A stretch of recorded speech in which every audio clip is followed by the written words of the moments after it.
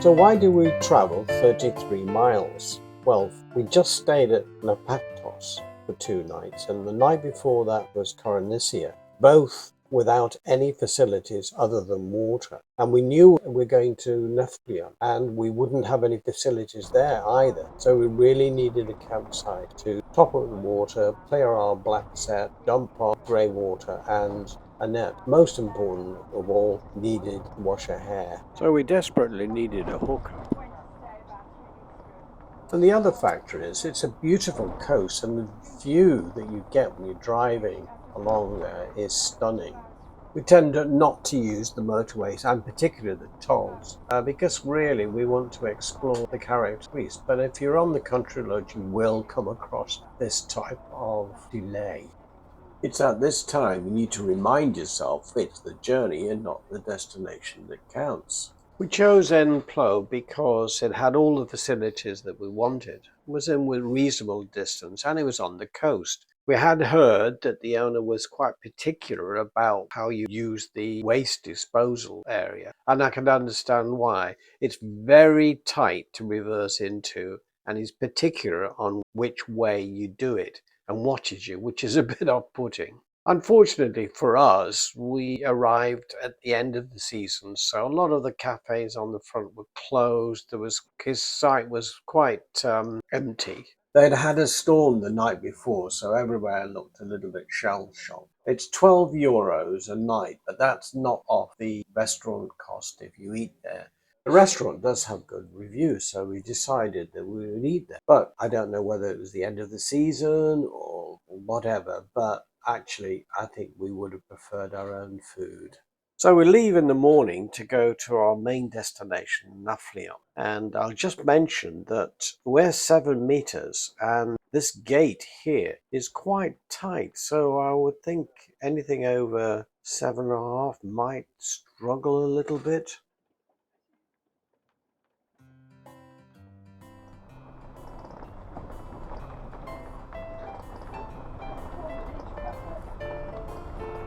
We've had wonderful weather in Greece. I mean, we've had the odd storm, but it soon passes and the following day will be clear blue skies again.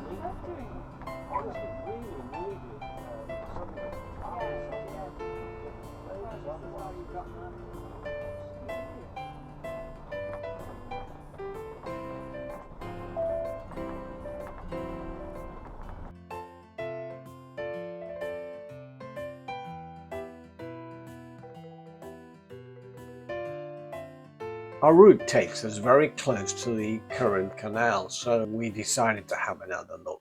It's an amazing piece of engineering, considering it was started by the Roman Emperor Nero. The major construction finally recommenced in 1881, but it was hampered by geological and financial problems that bankrupted the original builders. It was completed in 1893, but due to the canal's narrowness, navigational problems, and periodic closure to repair because of landslides from its steep sides, it failed to attract the traffic and revenue expected by the operator. If you've not been to Nafplion, put it on your list because it's one of the most romantic towns in Greece, or so I'm told. As you can see, there is a huge parking area, and this is where we parked for the night.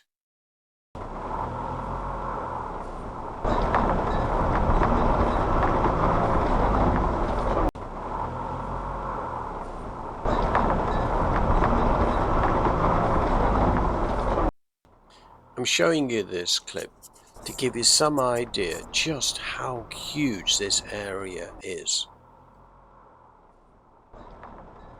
What I hadn't realized is that you can also park in the main car park, which is much closer to the town. So the following day we actually moved to that area.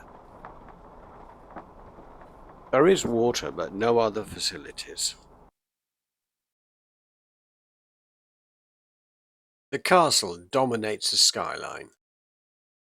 We were here, I think, about 22 years ago when we were on a flotilla holiday sun sail. And we did then climb the 897 steps to the castle. It is very steep. We didn't bother this time. Peloponnese is its name, and it's got an interesting history. It was built by the Venetians in 1711 and 1714, and it was the last fortress that they built. Yet, 1 year later, the Turks defeated the castle. Also, the interesting thing is that Nafplion is the first place in Greece that won independence in November the 29th, 1822. It's an easy and very nice walk into town. Nafplion is a great place to visit. It's full of little streets which are packed with restaurants and shops. There's so many things here that catch the eye. It's going to be hard to be bored here.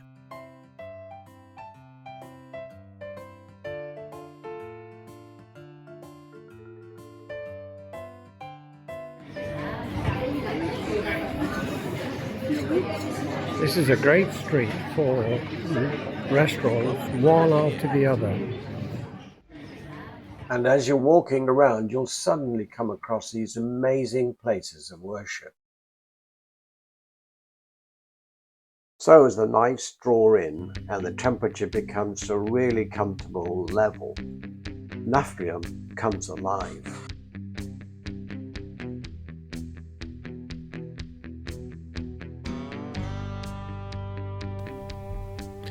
I'm sorry, these photos don't do the town justice. I just didn't have the right ones to show you.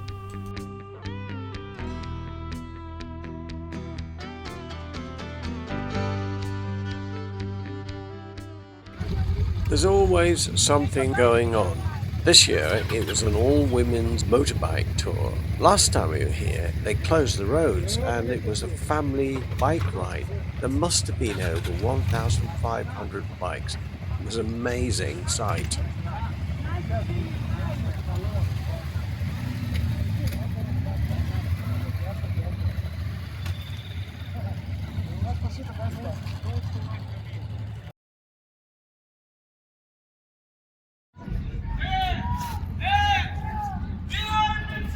Sounds like someone's in pain. Oh, here we are. Saturday market in Nafplion. Sounds like someone's in pain. Oh my goodness me. Bit of a... What?